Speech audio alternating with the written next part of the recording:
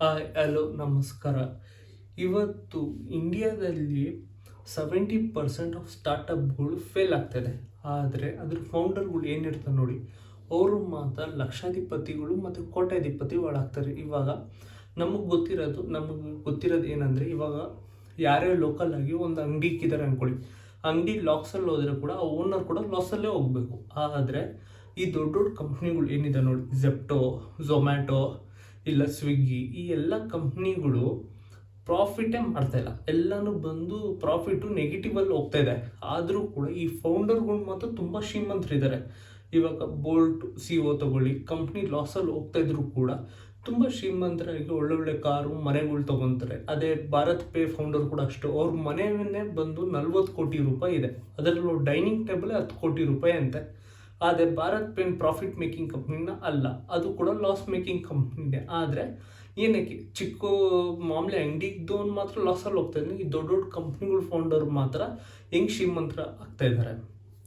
ಈ ವಿಡಿಯೋದಲ್ಲಿ ಈ ದೊಡ್ಡ ದೊಡ್ಡ ಕಂಪ್ನಿ ಫೌಂಡರ್ಗಳು ಏನಿರ್ತಾರಲ್ಲ, ಅವರೆಲ್ಲ ಏನು ಸ್ಟ್ರಾಟಜಿನ ಫಾಲೋ ಮಾಡ್ತಾರೆ, ಕಂಪ್ನಿ ಲಾಸಲ್ಲಿ ಹೋದರೂ ಕೂಡ ಇವ್ರು ಶ್ರೀಮಂತರು ಆಗೋ ಮೆಥಡನ್ನ ಈ ವಿಡಿಯೋದಲ್ಲಿ ಎಕ್ಸ್ಪ್ಲೇನ್ ಮಾಡ್ತೀನಿ. ಫಸ್ಟ್ ಟೈಮ್ ಏನಾದರೂ ನೀವು ಈ ಚಾನಲ್ನ ನೋಡ್ತಿದ್ರೆ ಪ್ಲೀಸ್ ಲೈಕ್, ಶೇರ್ ಮತ್ತು ಸಬ್ಸ್ಕ್ರೈಬ್ ಮಾಡ್ಕೊಳ್ಳಿ. ಫಸ್ಟ್ ಎಲ್ಲ ಫೌಂಡರ್ಗಳು ಫಾಲೋ ಮಾಡೋದು 3 ಮೆಥಡಲ್ಲಿ ದುಡ್ಡು ಮಾಡ್ಕೊತಾರೆ. ಫಸ್ಟ್ ಮೆಥಡ್ ಬಂದು ಕಂಪ್ನಿ ವ್ಯಾಲ್ಯೂಯೇಷನ್ ಮೆಥಡು. ಈ ಕಂಪ್ನಿ ವ್ಯಾಲ್ಯೂಯೇಷನ್ ಮೆಥಡಲ್ಲಿ ಏನಂದರೆ, ಇವಾಗ ನಾನು ಝೆಪ್ಟೋ ಫೌಂಡರ್ ಅಂದ್ಕೊಳ್ಳಿ, ಝೆಪ್ಟೋ ಫೌಂಡರು ನಾನು ಹೋಗ್ಬಿಟ್ಟು ನನ್ನ ಕಂಪ್ನಿನ ಶುರು ಮಾಡಬೇಕು. ಅದು ಏನು ಕಾನ್ಸೆಪ್ಟಲ್ಲಿ 10 ಮಿನಿಟ್ಸ್ ಕ್ವಿಕ್ ಕಾಮರ್ಸ್ ಡೆಲಿವರಿ, 10 ಮಿನಿಟ್ಸಲ್ಲಿ ನೀವೇನು ಆರ್ಡ್ರ್ ಮಾಡಿದ್ರು ಅದು ಬರುತ್ತೆ ಅನ್ನೋದು. ಇದಕ್ಕೆ ನನ್ನ ಹತ್ರ ಅಮೌಂಟ್ ಇಲ್ಲ, ಇದಕ್ಕೆ ನಾನು ಫಂಡ್ ರೈಸ್ ಮಾಡೋಕ್ಕೂ ಒಬ್ಬ ಫೌಂಡರ್ ಇನ್ವೆಸ್ಟರ್ ಹತ್ರ ಹೋಗಿ ನಾನು ಅವ್ರ ಹತ್ರ ಕೇಳ್ತೀನಿ, ನೋಡಿ ನಾನು ಈ ಥರ ಒಂದು ಕಂಪ್ನಿನ ಶುರು ಮಾಡ್ತಾಯಿದ್ದೀನಿ, 10 ಮಿನಿಟ್ಸ್ ಡೆಲಿವರಿ. ಇಂಡಿಯಾದಲ್ಲಿ ಜಾಸ್ತಿ ಜನ ಮನೆಯಿಂದ ಆಚೆ ಹೋಗೋಕ್ಕೆ ಇಷ್ಟಪಡಲ್ಲ, ಇಮಿಡಿಯೇಟಾಗಿ ಏನೇನು ವಸ್ತು ಬೇಕೋ ಅವ್ರಿಗೆ ಅದನ್ನು ನಾನು 10 ಮಿನಿಟ್ಸಲ್ಲಿ ಡೆಲಿವರಿ ಕೊಡ್ತೀನಿ.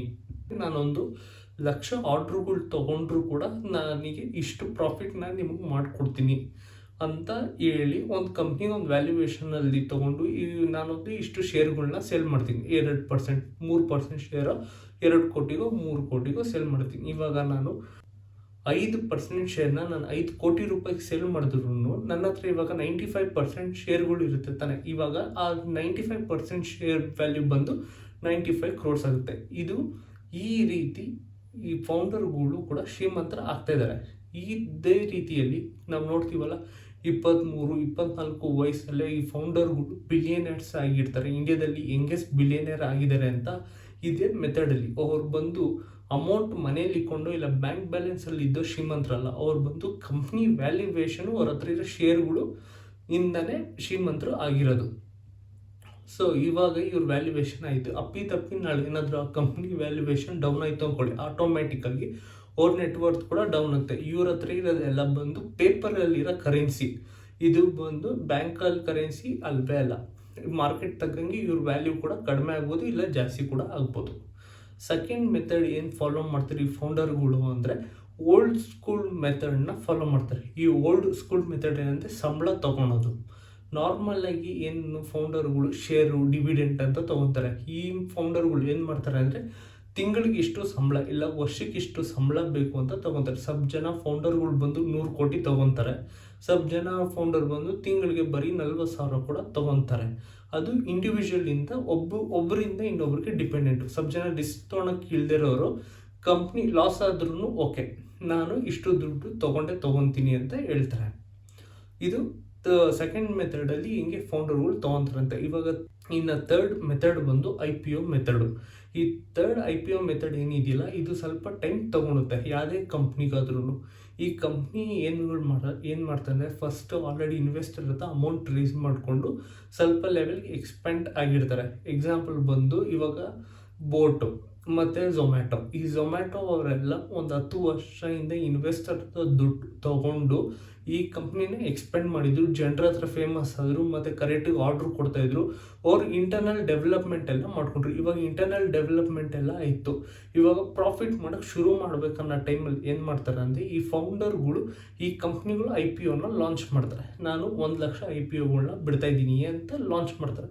ಇವಾಗ ಆ 1,00,000 IPOದಲ್ಲಿ ಏನಿರುತ್ತೆ ಅಂದರೆ, ಈ ಫೌಂಡರ್ ಹತ್ರ ಏನಿರುತ್ತಲ್ಲ ಒಂದು 10% 15% ಶೇರು ಅದು ಕೂಡ ಸೇಲಲ್ಲಿ ಇಕ್ತಾನೆ.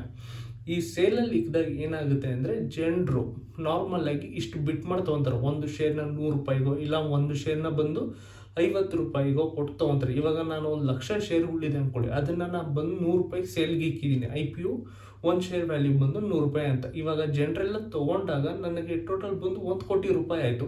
1,00,000 ಶೇರು 100 ರೂಪಾಯಿ ಆದರೆ 1 ಕೋಟಿ ರೂಪಾಯಿ ಆಗೋಯ್ತು.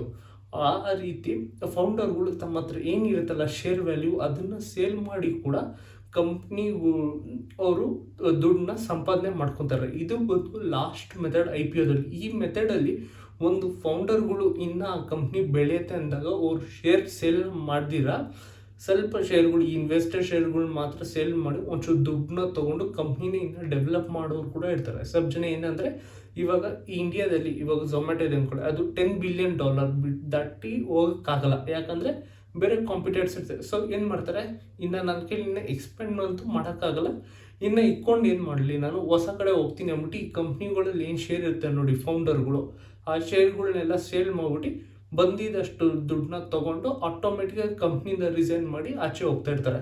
ಇದೇ ರೀತಿಯೇ ಎಷ್ಟೋ ಫೌಂಡರ್ಗಳು ದುಡ್ಡು ಮಾಡಿಕೊಂಡು ಹ್ಯಾಪಿ ಲೈಫ್ನ ಮಾಡಿ ಶ್ರೀಮಂತರು ಕೂಡ ಆಗ್ತಾ ಇದ್ದಾರೆ. ಈ ವಿಡಿಯೋ ನಿಮ್ಗೆ ಇಷ್ಟ ಆಗಿದರೆ ಪ್ಲೀಸ್ ಲೈಕ್, ಶೇರ್ ಮತ್ತು ಸಬ್ಸ್ಕ್ರೈಬ್ ಮಾಡ್ಕೊಳ್ಳಿ.